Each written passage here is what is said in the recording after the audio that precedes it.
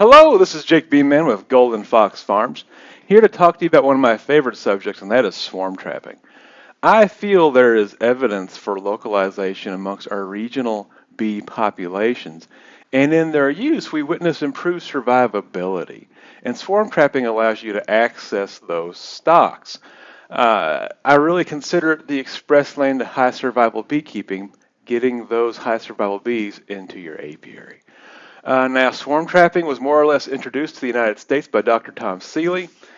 He had read about African beekeepers doing swarm trapping and thought it would probably work here.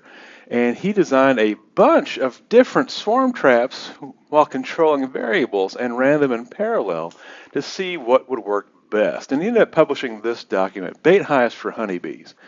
It is a fantastic document. It describes what he did and his findings. Now, that said, I have trapped for years. Greater than 90% of my bee genetics come from either captured swarms of my own or from local breeding programs that use these same wild origin stocks. The exception to that is resistance breeding programs that I get some bees from for breeding purposes. Now, doing this over the years, I've come up with a consolidated list of best practices riffing on Seeley's prior work, and I'm here to share that with you today to improve your success in swarm trapping and, in turn, your success in your own apiary and your own beekeeping.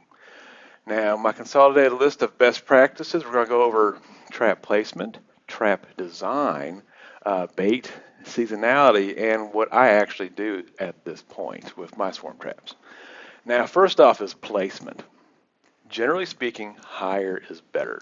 When Doc Seeley did his work, he would place traps at varied heights, and he found his most successful traps were placed at 15 feet. Now, a problem with that data set, his highest traps were at 15 feet. And anytime you have all your hits on one end of your scale, that means you need a bigger scale. So 15 feet or higher would be most successful. That said, not all of us are comfortable putting traps 15 feet into the air, let alone collecting the traps when they're full of bees and 80 pounds of stuff. So a lot of us are more comfortable placing traps at more like of a 4 or 6 foot height. And those will still be successful. They just won't be as successful as higher placed traps. But the trap you are comfortable placing in place is far more successful than the perfect trap you don't. So just keep that in mind when you place them. In terms of where they go in the landscape, you want them either at a landmark or along a bee byway. What do I mean by that? Anyone that does trapping, like fur bearer trapping or anything else, they'll tell you if you have a field and there's that one tree out in the field by itself, every creature that comes through checks out that tree. It's a point of interest. And that's a great place to put your traps to improve your odds of having scout bees find them and check them out, which is the whole intention. The other option is bee byways. In my part of the world, any place you have a wooded area, you're eventually going to have a pass-through for power lines. And these pass-throughs create mile-long channels that are somewhat protected from crosswinds. And the bees are like us. If you give them an easy route to take, that's the route they will take. So the bees take advantage of these power line pathways and along the sides of the wooded areas. They fly low rather than going up into the crosswinds. The perk of that is you can take your swarm trap and just place it on the side of those byways, and the forager bees and scout bees, as they go about their business, will identify those traps and park them in their memories. What else do we want to do about placement? We want our trap hives in a shaded location. Bait hives that are left in the sun tend not to be used. They tend to be abandoned once the sun hits it and it starts warming it up. So they're best placed in the shade. Put them in an area you expect to have bees. Some people will place out pollen traps or pollen feeders rather, and they'll feed a man-made pollen substitute, and they'll see if bees glom those feeders. And they will if there's not a pollen flow on naturally occurring and it's warm enough for them to fly. I really don't think that practice is necessary. I've found there's pretty much bees everywhere you'd expect to find bees. Now, what do I mean by that part? What I mean is if you're in the middle of 500 miles of monoculture like cornfields in, say, Kansas, And you can't even see a tree anywhere because it's Kansas, and you can see forever in Kansas. There's no place for bees to live. There's no food sources for bees. Why would you expect bees to be there?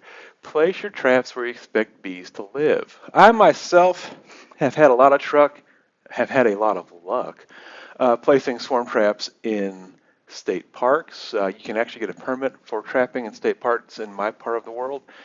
I've had a lot of luck placing traps at friends and family's house. Even in the urban environment, I will get actually some pretty decent hits from feral colonies because they've been living in, old trees and old houses for years. So there's a lot of great places to put these traps. One more detail about placement. Ideally, you have the entrance facing south, but that's not a terribly important choice. Now let's talk trap build. There are all sorts of different trap designs available for our use. Amongst them, we have the tall, almost double nuke arrangement. There's the classic 10-frame box, and this is actually a top bar unit. Now, the thing that's common to all three of these is they have roughly 40 liters of space in them. And that is one of the findings Doc Seeley had, is the bees preferentially sought out traps that had 40 liters of open space. And the emphasis on open is intentional. A lot of beginners, they'll take a swarm trap and fill it up with foundation, or they'll put a bunch of drawn comb in there. The problem is when that scout bee goes in there and checks out that cavity and evaluates it for use as a hive, she'll actually walk the walls and buzz around in there and fly around in there. And she'll roughly calculate the volume of the space. When she encounters foundation, she doesn't recognize it as furniture, so to speak. She thinks it's debris or a blockade in the hive, and she will not count it in her area calculations.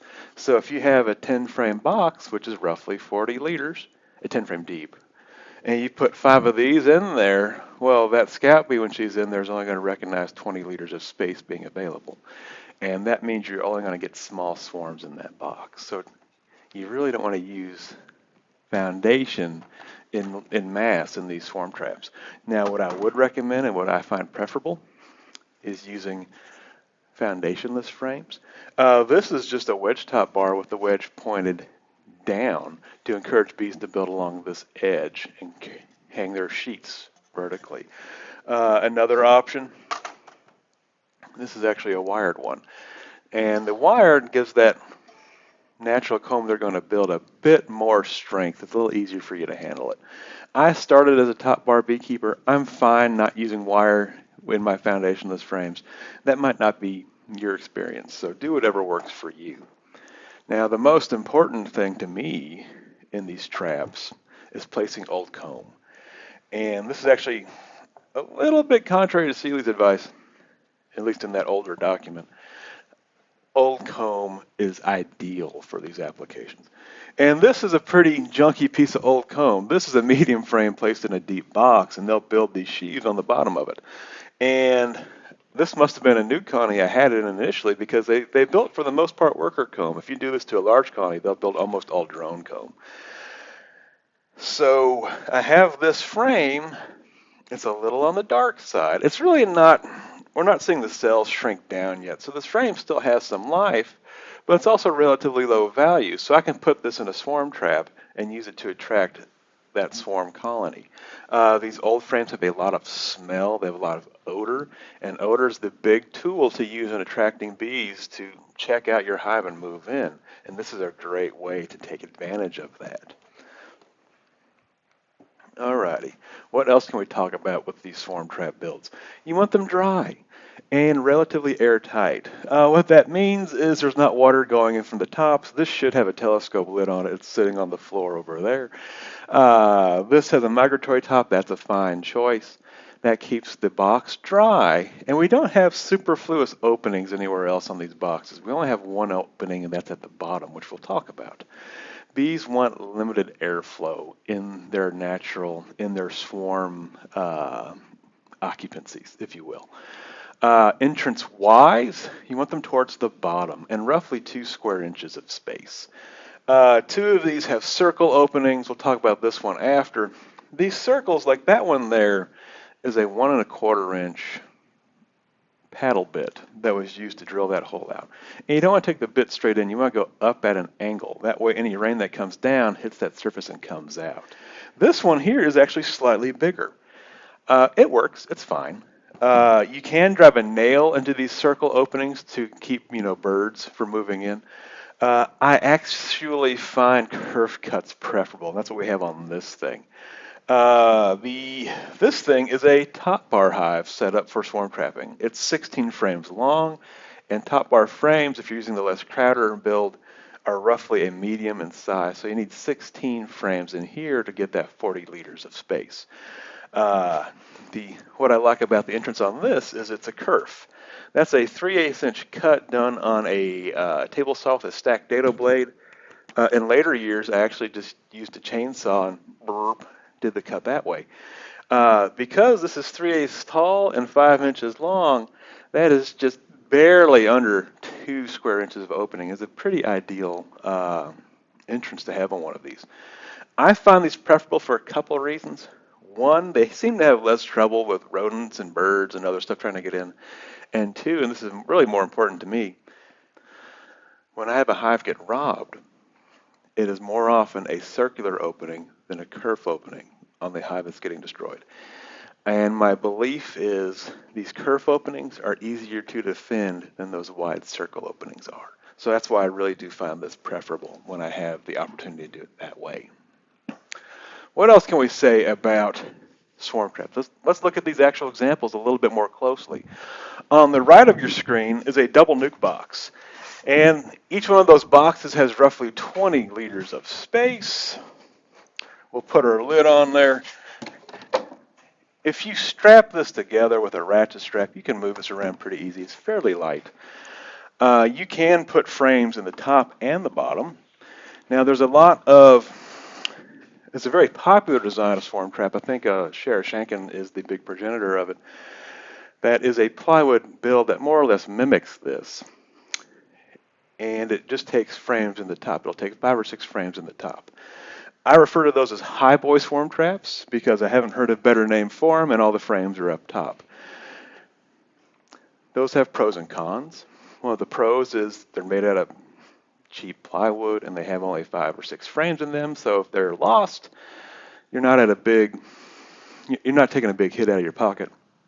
Do realize that one of the biggest problems you have with swarm trapping is people checking out your swarm traps. I know one swarm trapper whose traps regularly get shot by hunters, which is not the most congenial practice, but it happens.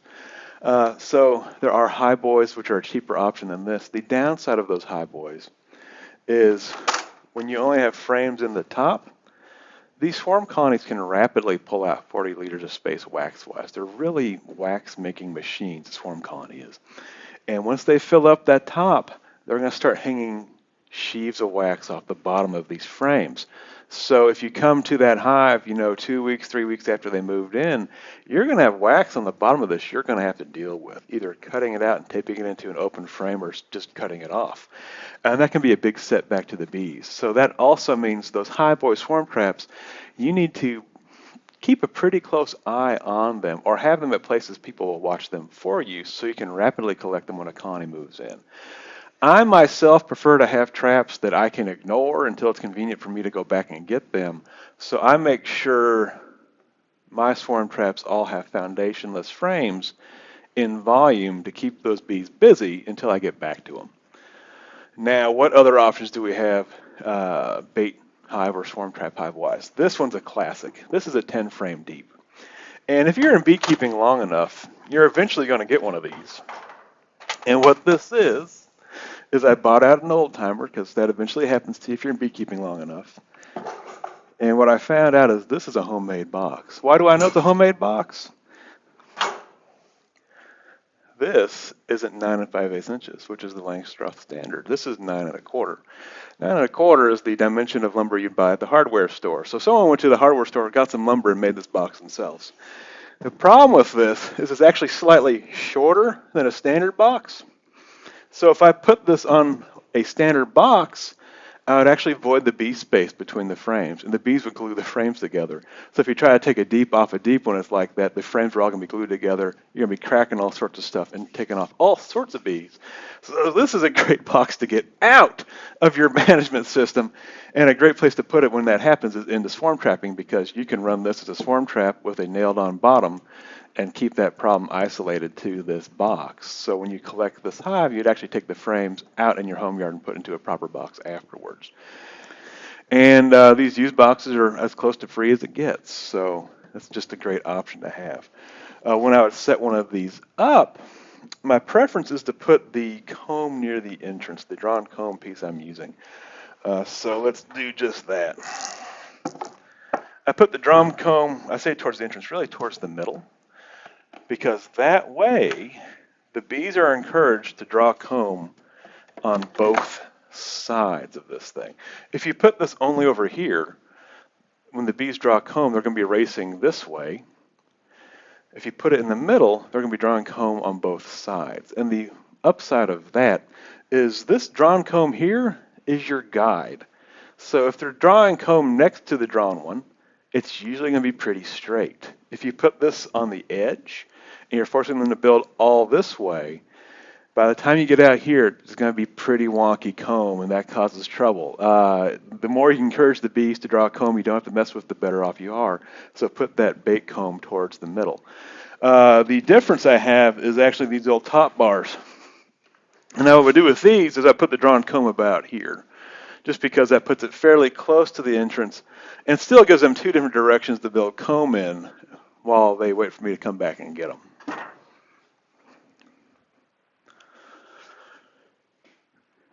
Perks about these and these full frame hives, again, when a hive moves in, it can pull 40 liters of space relatively quickly, but then it tends to stall out. So that gives me plenty of time to go back and get these on a later date.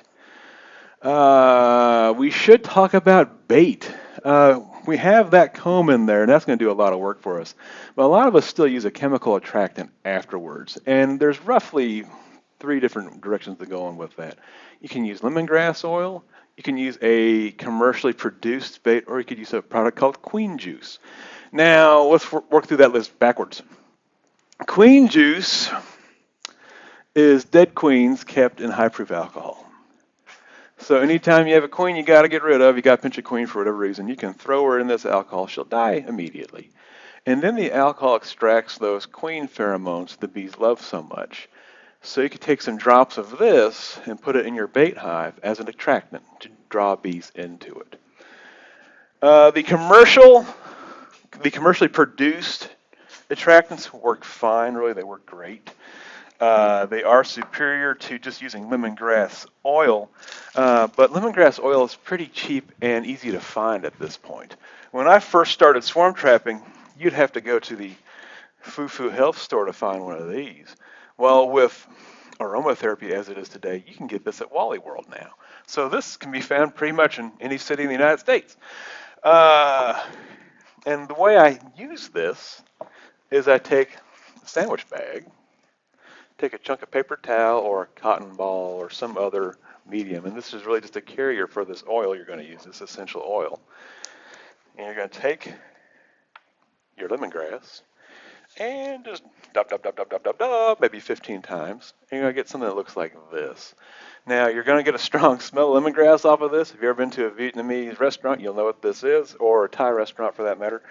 But lemongrass is also the flavoring agent of Fruit Loops. So if you taste it, it tastes a bit like Fruit Loops. Now you know. Now, the perk about this stuff is it smells a lot like Nasonoff pheromone. Nasonoff is the attractant pheromone in honeybees, the we're over here guys pheromone. So if you put this into your swarm trap, it's constantly calling out, hey bees, come check this out, which is pretty ideal. Now the commercially produced baits have an even more exacting mimic of Nasonoff pheromones, so they are technically more accurate, if you will. But realize this is just to get bees to check out the hive. It's the hive space airtightness, entrance, all those things that actually factor into do the bees move into it? Is it an attractive living space? This just gets the scouts to find it and check it out. That's why I'm comfortable using a less perfect bait. Now, I put that in this baggie. I'm going to take a pocket knife and just nick the bag, more or less. It'd be helpful if I put the blade in the right way. Just nick the bag. And just that little, actually it's more cut than I wanted, truthfully. But just a little cut in that's going to help meter this out over time. And then you just chuck this into your bait hive. I usually put it more towards the front than the back just because you want it to work at the entrance. That's where the bees are going to find it. And that's all there is to that. And that cost me all of like 20 cents, which is nice. Now, what else is there to talk about? Let's talk about what I actually do at this point. When I first started swarm trapping, I would get the ladder out and put the traps way up in the tree because that's what Doc Seeley said to do. And then I would precariously remove boxes full of bees on my shoulder at night on a ladder in the rain. And I really can't recommend that practice. What I can say is you can put these traps, 6 feet off the ground, 4 feet off the ground, at a much more manageable height. And it's a lot more fun doing it that way. I have a stand design that's been pretty successful for me, and we'll set that up here, and then we'll actually assemble what I use as a swarm trap today. So let's do the stand first. Ooh. I think I mentioned it in passing. If you're going to paint your swarm traps, paint them earth tones so they're not as easily spotted by mischievous humans, because that's where most of your trouble is going to be. This is my swarm trap stand. It's just a 2x4 that's been ripped down into these 3 different pieces. This flat one here is the one that would mount to whatever surface you're going to mount the swarm trap stand to. It's usually going to be a tree or the side of a shed. You do want a relatively flat surface to attach this to. It just makes everything easier. Depending on if you're putting it into a tree, you might have to address longer fasteners because the screw you're going to use has to go through the bark and into the actual wood. And if that tree has thick bark, it needs to be a pretty long screw. What other concerns are there?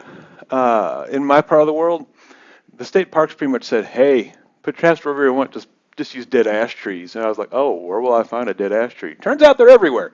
They are very hard wood, and you really need a pretty strong driver to get your fasteners into those. So just be aware of that. So how do we install this thing?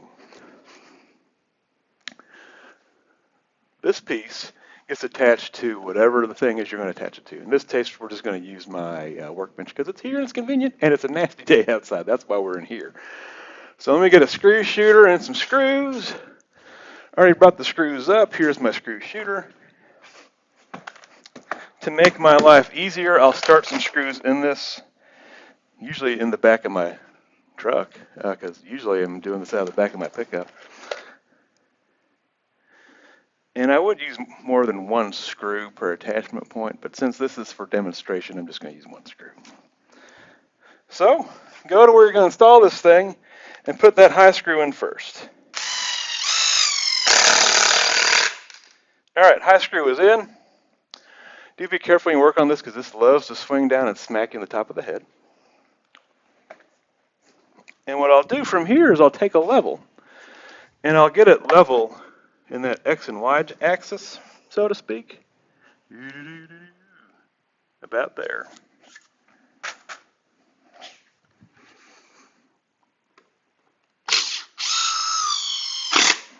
Alright, so that controlled that way. And then to do this part, this is actually the mounting surface for the swarm trap. And this triangle board, you can see the triangle kind of shape at the bottom, gives me this control here, so I can get this thing pretty close to dead level. So let's go ahead and get that done. Now keep in mind, I was usually doing this in a tree in the olden days.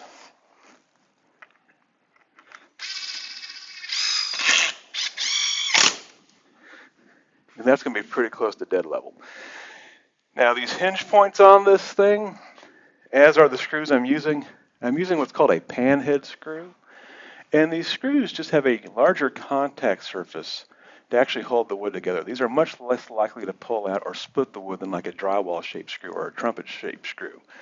So now we've got our solid mounting surface. It's wobbly because I'll use one fastener on the top and bottom. If you put more fasteners in, this gets pretty solid. You can stand on these things. So this is in place. Now, at this point in my beekeeping career, I don't just trap on the regular. I only trap high value colonies at this point, like known tree colonies that are known to be persistent. Often these aren't easy to get to, so often these are traps that are going to be sitting for a long time before I get back to them. So I want to take full advantage of these colonies when they move in. And the way I do that is actually a double box trap setup. So let's show you what that looks like. It starts with the basic swarm trap box. This ugly thing here. Oh! Entrance is towards the bottom enough. So I go out there and I put this on my stand, and I take a screw or two up through the bottom of these rails into this box, because who cares what happens to this box? This box is made to be destroyed. We can put some screws into it. So that's our normal swarm trap on the bottom with all these foundationless frames. Here's where it gets different. I take my drawn frame out, and I replace it with a frame of foundation. I then police all the frames together with my hive tool like I would as a good beekeeper. And on top of that, I park a box of foundation. And I put my bait comb right in the middle. I put my lid on, and then I take a ratchet strap and horse this thing together.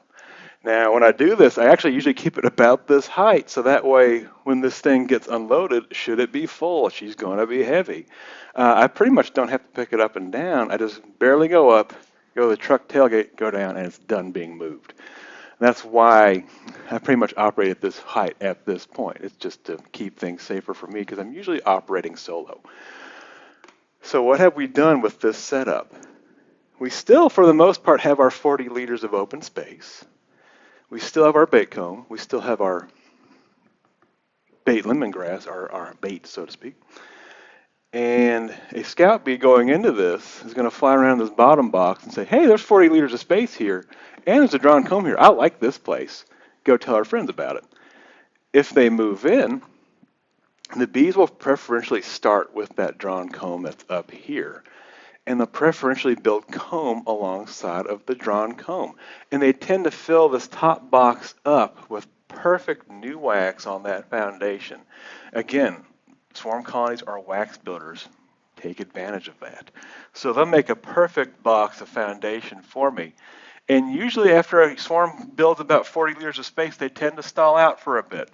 And I can come back, and when I collect this, usually all the bees will just be in the top box. I'll usually collect the whole thing and take it back to the apiary I'm going to install them in and then break it down. But again, that keeps them all on foundation, so I get perfect comb. And as a nuke seller, sometimes I can't sell those foundationless frames, but I can sell foundation frames all day long. So that just lets me maximize the utility of this swarm trap. And again, I can leave this thing out there for a whole year. I could collect it in the spring afterwards if I wanted to, which gets us around to seasonality, which is the one thing I haven't talked about yet. That's when to put these traps out. You have to realize most swarming happens in the spring. In my region, it's usually May when it gets real busy. You'll get it started in April. But realize, the bees that tell the swarm the good places to live at are first forager bees for a while. At least a week or two of forager bee behavior before they graduate to scout bee behavior. And you want these traps out there weeks and weeks ahead of the first swarms, so your bees know where these are, and you get preferential treatment from those colonies seeking a place to live. I've seen people say you should put them out in March. March is fine. February is fine too. The big thing is get them out early enough so they work. If you get a hive trap out late, it's not going to get hits. You got to have it out there while there's forager bees flying around where your traps are. What else should I say about that? When should you take these traps down? Some people take the traps down in, June or July because they don't want those small late season swarms. I think late season swarms are highly undervalued. The reason being is if a small swarm moves into your bait hive in, say, July, and they get a nice mated queen, well, guess what you have in that box? A nice mated queen. There is always a hive going queenless somewhere around you if it's not in your own apiary, and you can use that small swarm capture to fix that problem. I myself, one of my best colonies, one of my best breeder lines was a late season swarm trap pit. They had to have swarmed in around July. For whatever reason, they were really late swarming, but they have just been a fantastic line to work with ever since. So I would really encourage you to leave those swarm traps out as long as practical. Some traps I will leave up all year long, and I'll just go check them in spring and reset them. What you'll often find in a swarm trap that didn't get anyone to move into it is something some other pollinator did. I often find mud daubers in the colonies I have that were not successful at capturing honeybees, so that's kind of an interesting thing to consider. The last thing to talk about is how do we collect these? Say a colony's moved in here. How do we get this back to our own apiary? I prefer to do this in the morning. I usually will get there before the sun is up in the morning with a good half hour before that sun rises. The reason why I prefer the morning is it tends to be cool and most of your bees go back inside. In the summertime, you can have bees bearding on the outside of the thing. Remember, this is a solid bottom board that's nailed onto this box. So you come out to this thing early morning. You might need a smoker because you might still have some bees on the front. You smoke those outside bees in. And then you take a piece of screen, be it window screen, 1/8 hardware cloth, or in this case, a chunk of screen salvaged off another beekeeper's package. And you just take this screen and you staple it over the entrance. That makes the entrance bee tight but lets airflow back and forth still. And then you take this box, and I strap mine together really tightly so nothing moves when I move it. I don't want to have any bees get out. Put this in your vehicle, in my case a pickup truck, strap it in, drive it to your apiary, park it where you want in the apiary, then take that screen back off. These bees will orient to that new location, assuming you're more than 3 miles away from the old spot. Oh, I know someone always asks this question. What are the dimensions on this thing? Well, let me just get a measurement out and we'll tell you. Oh, gracious. Oh, I need to bend with my knees more, but I'm not loose enough to do that. So this thing's dimensions. This is roughly 32 inches, this part here. Now keep in mind this was made to hold one of these long things. So yours doesn't have to be quite that long. The vertical and back is 24 inches, and the triangle cut board, now this board has 40-degree miter edges, is roughly 22 inches. And just using those pan screws to hold it all together. I've really had great luck with these. And with that, I think I've covered everything I wanted to cover about swarm traps. So I hope you found this video informative and illuminating about swarm trapping and how to do it successfully. I highly encourage you to give this element of beekeeping a wholehearted try because it can really change your entire beekeeping experience. And with that, I'll say good luck and happy beaking. Hey, I could use your help. If you have found this channel educational and informative, please share it amongst your fellow beekeepers. There are many educational opportunities available on the internet. Some are good, some are not. So please help me elevate all of us by sharing the good content when you find it. Thank you for your help.